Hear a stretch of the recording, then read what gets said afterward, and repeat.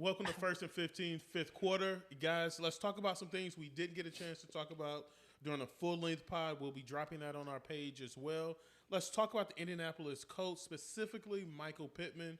Looks like there's a new quarterback in town. Maybe, maybe not. They still have Gardner Minshew that's there. They drafted first-round quarterback Anthony Richardson. How do you guys see Michael Pittman moving forward? He's been currently drafted at what, 701? 701. How do you feel about him being drafted at that position?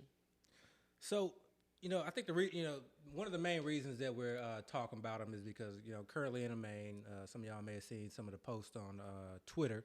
Value Follow him trap. at Skywalker 2000.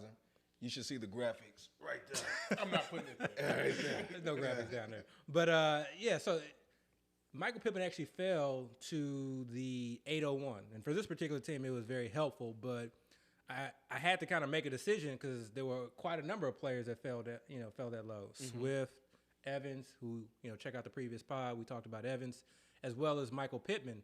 And so, in retrospect, prior to having to be on the clock in a main event, and again, sitting at the 812 and obviously the 901, for the most part, I've just kind of been bypassing Pittman, going at 701. That's, right after that kind of run of that 6th-round running back, which I've talked about in the past that I like. I like taking stabs at multiple guys in that range. It's an easy thing.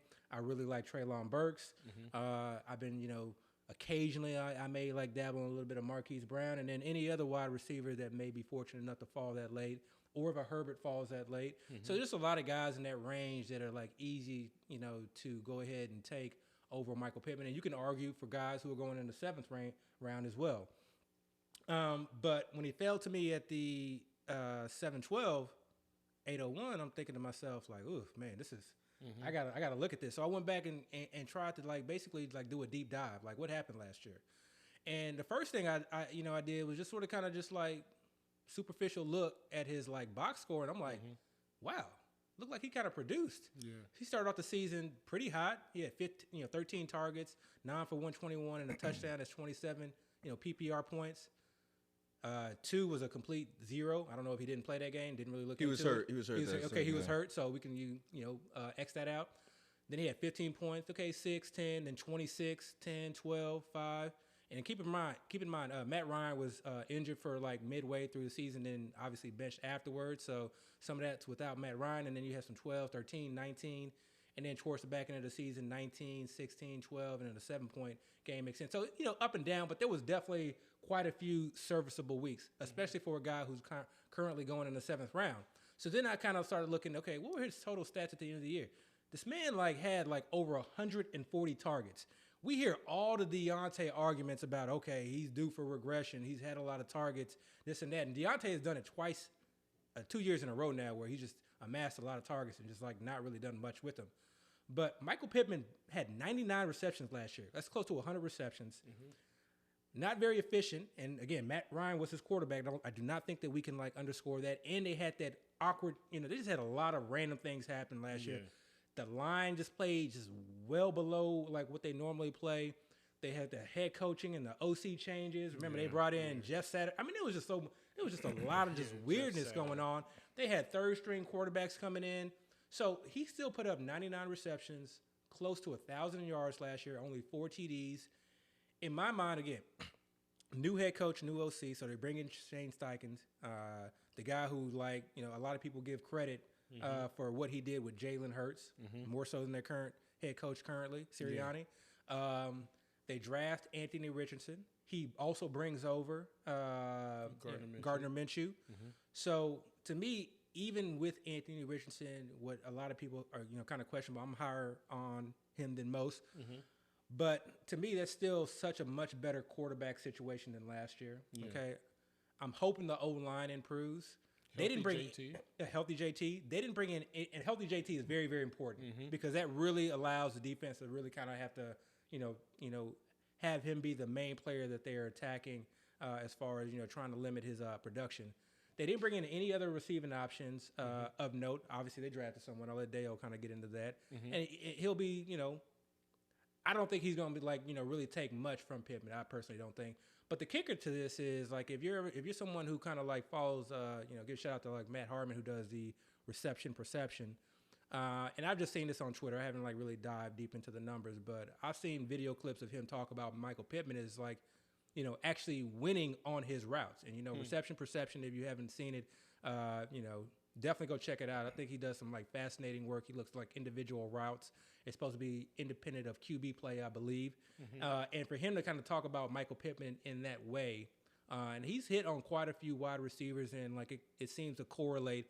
I just found like all these things adding up to where like definitely, in the seventh round to me, that's like an ideal place to like take a stab. People are taking stabs at Kadarius Toney like in around the same range. Give me Michael Pittman easily. Oh yeah, for sure. So that's my spiel. That's my spiel. All right, Dario? So my concerns about Pittman are, so first off, just let's talk about, his production last year. He has extremely high target totals in a lot of games. I don't know if that's sustainable this year. They did bring Josh Downs in. Alec Pierce is going to go into his second year. You would think that he kind of takes a jump. You would think the tight end, Jelani Woods, takes a jump. And then you got this rookie quarterback who we really don't know what we're going to get from him. Again, people have talked about his passion issues. It might have been overblown to some extent. But with the new additions and with the new quarterback, we don't know if he's going to get that same target load. Now, he might become more efficient because if you look at his numbers, he had only 2 100-yard games last year. So he's getting a bunch of targets, but he wasn't really putting up a lot of yardage. Touchdowns are okay. 4 touchdowns. I mean, it could be better, of course. But really, I'm more looking at the yardage. Like, what happened? We're seeing so many games where he's putting up 16 yards, 22 yards, 31 yards. Did they use him differently? But how can you not use the same argument for Deontay Johnson? Like, you could everything that you just argued, with the exception of giving the quarterback. But the Steelers didn't bring in anybody new like that. They did. They brought in Allen Robinson. Calvin Austin wasn't playing last year. That's a rookie that they drafted. Michael Pittman is coming to his second year. Pat Freiermuth is coming to his second year. And they drafted a tight end. So they brought. I don't think Darrell Washington. Pat Freiermuth is still going to be the guy there. But again, the Colts actually brought in a lot of people that actually people consider to be like talented options. Josh Downs is somebody people are high on in the draft. Yeah, but what round did they draft him in?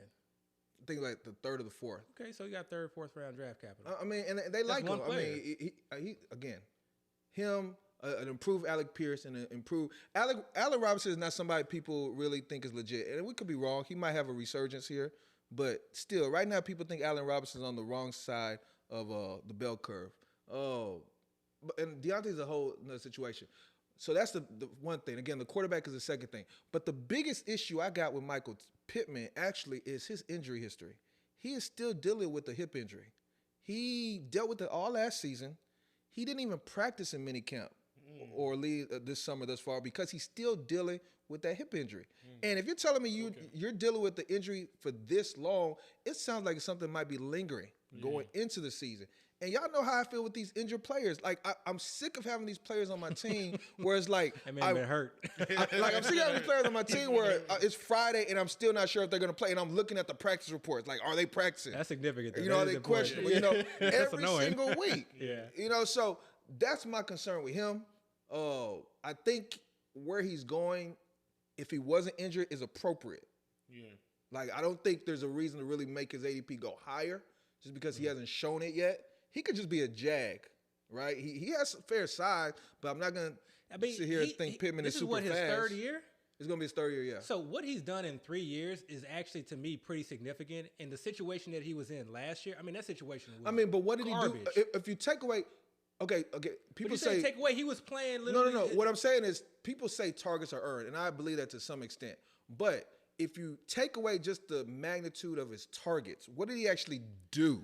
Based on reception perception, he was actually pretty damn good.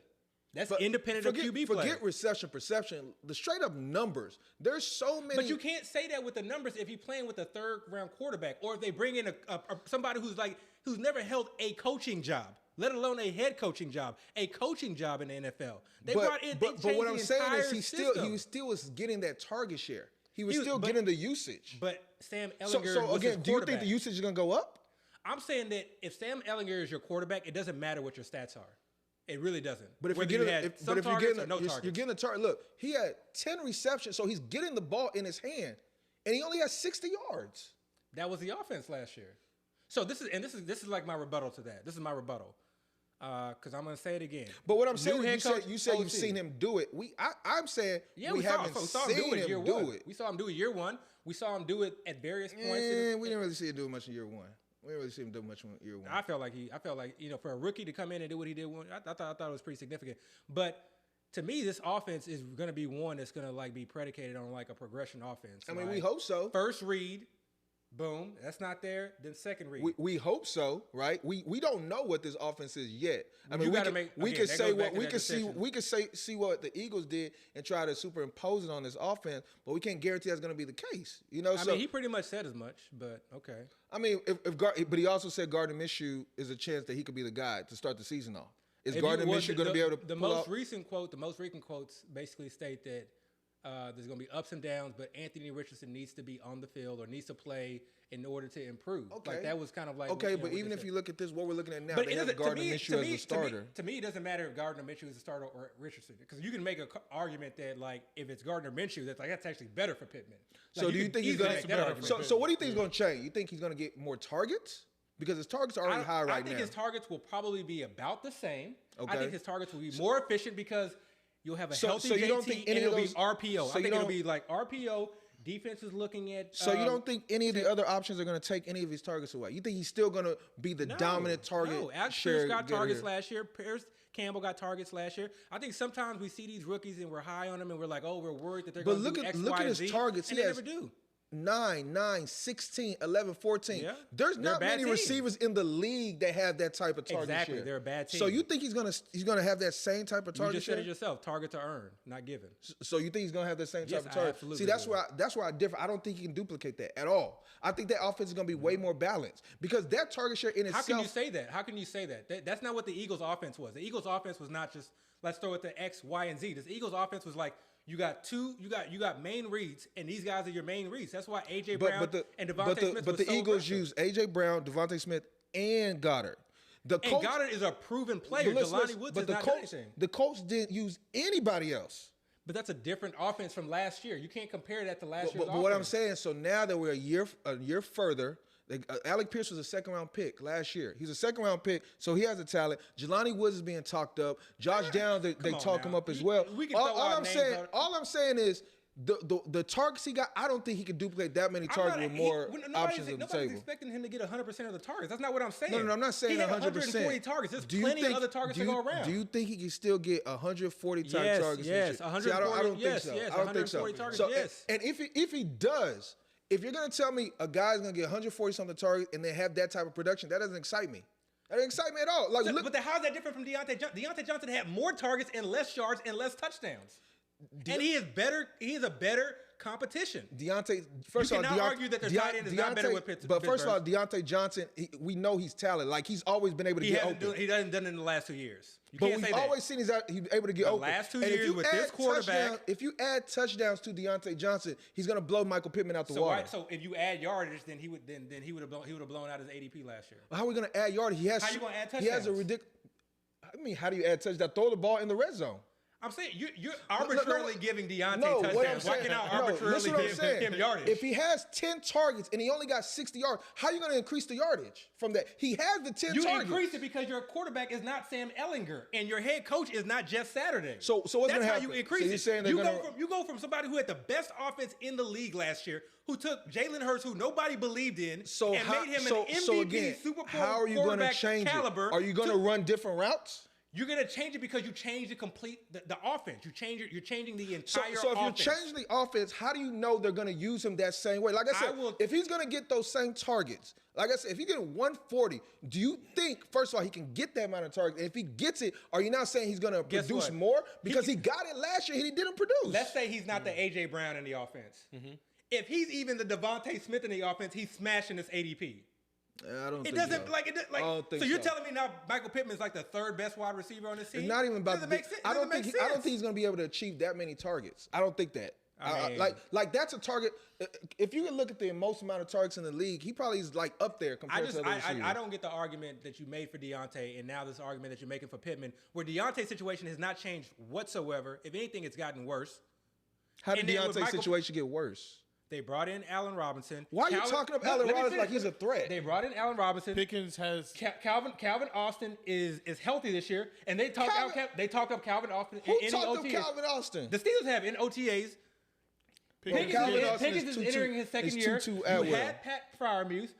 Even if you weren't high on Darnell Williams, they are high. People have been high on Darnell Williams. Oh, Darnell Washington, Darnell the backup tight end. Come on, man. Okay, well, Come on, man. I mean, so I could say all the same things about Jelani Woods. Yeah, he shined, but like, really, what has he done in the league? You're talking about Alec Pierce. Okay, he's a deep threat. I mean, Alec Pierce. Okay, and then Downs. Okay, yes, he's a nice prospect, but he got drafted in the third, fourth round. So again, my question: do you think he's going to duplicate that 140 targets? I mean, I can only say yes. I don't know how many times. I mean, yes. So if he does duplicate it, then what is going to change? You think he's going to run longer routes? Efficiency. I think your quarterback not being Sam Ehlinger. Your head coach not being Jeff Saturday, them not saying, let's just run the ball. Like, the offensive play calling, I think all of that changes. Like, all of that is so significant. That is like a major change. And the quarterback, that is a major change to me. I don't see. I mean, I think you're trying to believe that he's going to be good. I think you want him to be good. But he's never showed he's good. Look, I don't chart wide receivers. I'll leave it to somebody who does. If you ignore the amount of targets he got last year and just look at the just raw numbers, there's nothing special about him. Nothing special at all. Actually, the raw numbers say that he's elite. What raw numbers? Show me the raw number that says he's elite. Perception. That's not raw numbers. That's not raw numbers. That's some kind of subjective type. So you're using a raw number. So then how is Deontay elite when his raw numbers were worse? He had more targets, show me Deontay's less receptions, less yards, and less touchdowns. Show me Deontay's numbers. So that by that very argument, that he's better than Deontay. So I can actually talk through Deontay. Okay. Or I can pull it up right now. I'm just saying, just the raw numbers. Just look at the raw numbers. Right. The raw numbers, yeah. You compare raw numbers, Michael Pittman is better than Deontay. Michael Pittman is better than Deontay. Better than Deontay, based on raw numbers. If you say remove everything else, just look at the raw numbers, he's better than Deontay. Okay, I mean. And he's less efficient. He had more targets. And he did less with them. All right. Look, there you go. Hey. There you go. Like, they're on the screen. He had less targets, but hey. Deontay had more targets. He had less reception yards. I want to say he had less receptions, and he had 0 TDs. Yeah, that's 0 TDs. It's really just Case the TDs. Case closed. Okay, add 4 TDs to Deontay Johnson. He beats Pittman. But you just said look at the raw numbers. Why are we adding TDs now? No, what I'm saying is, Deontay Johnson's value right now is something where you can see him actually doing better. Michael Pittman, I don't see any way he can do better. I don't see how you could. I mean, literally, his quarterback was Sam Ehlinger, and his head coach was Jeff Saturday. Okay, but he still got all those targets. Okay, like he still got all those targets. Like, he still was used like a great receiving option. And Deontay Johnson has the same quarterback. He has the same head coach. He has the same system. He's playing with the same guys with new additions and young guys who are another year in the system. So how do you see him doing better? Because just the touchdowns. It's really just the touchdowns. Like there's never been, and I don't have the exact stats, but historically, there's really not been many receivers that have gotten his type of share that didn't score any touchdown. If that one thing changes, just that one thing, Deontay Johnson still didn't outscore Michael Pittman last year. If you give him the 4 touchdowns, he still did not outscore Michael Pittman with more targets. Give him 4 touchdowns. He's still below Michael Pittman in the metrics. I'm giving your guy 4 touchdowns. Yeah. I'm not giving my guy nothing. Mm-hmm. He's still below Michael Pittman. Yeah, he is. I just think he's gonna have a better season this year. I really do. And everybody else, though, because we know Deontay Johnson's talented. Nobody's seen Pittman as being talented. So when you look at Pittman, it's more like you hope he's gonna do better this year because you want him to be that guy. I get your argument. While Deontay Johnson, we know he's good. We've seen him be good. I mean, I don't know. And Deontay Johnson also not. And again, what did I say? My biggest reason for Pittman, he's dealing with a hip injury. I was a Deontay guy 2 years ago. That's the thing that scares me. But I don't know. See, that hip injury. But we throw that out there. We need to get Carlos. It's not a throwing out there. I'm just telling you. It is a throw because we don't know. We don't know if he had a procedure done. We don't know if he had surgery. We don't know what is going on. But regardless of what it was, he's still dealing with right now. A lot of people weren't doing stuff at camp. I know, but they said that he wasn't participating in camp because he's still dealing with an injury. But they said that he was going to be ready by training camp. Yeah, you know how that goes. Okay, well, I mean, yeah. I would need more information before I just kind of. That's just like throwing a blanket statement out. Oh, this guy. That's like me. Like I mean, there's not a blanket statement not at all. a We're blanket talking about what it it is is. a blanket We're statement. talking about what If a guy actually is is not happening. But practicing that's what's because of a said happening. injury and is projected to be ready at a certain date, that is significant. How, Like, but we're saying he's dealing with an injury right now and he didn't you practice. don't know That's that not he's a dealing blanket. with an injury. You don't know what he. You don't know if They he had a literally procedure. said They literally said he's he's dealing not with an practicing injury. because he's still dealing with his hip injury. They didn't say he was still dealing with the hip injury. Yes, Did they you? did. Pull up the actual quote. Pull up the actual quote. Pull up the It actual is. quote. It is. I honestly like. I'm not trying to be. Pull up the actual quote. Because Yeah, it's I'll one find thing it if for he you. got injured in the offseason. It's another thing if he's like got this chronic issue. It's another thing if he had an injury from last season, he had a procedure done, and his start date is not, and it's recommended that by his orthopedics and by his physical therapist. Coach Michael don't do Pittman any Jr. work dealing in with hip OTA. injury. This is from June 3rd. No timetable for Michael Pittman Jr. return from hip injury. Oh, it said minor hip injury. I don't care about minor. That's like Minor when doctors issue. say minor surgery. Not gonna be There's long before such training thing as camp a minor begins. surgery. They literally said there's no timetable There's for no his return. timetable. Like that doesn't sound good. No timetable. I gotta look that up. Oh yeah, like there's no timetable. That's my biggest reason. Again, That would be that would be your only reason. No, Everything else no, been that's shut down. that's That's my the only- biggest yeah, reason. that's the- That's yeah, my that's biggest it. reason. And I can't deal with a hip injury that's still being dealt with right now. All right, guys. Like that's a great segment. Please like, rate, subscribe. We're out. Man, don't steal our name.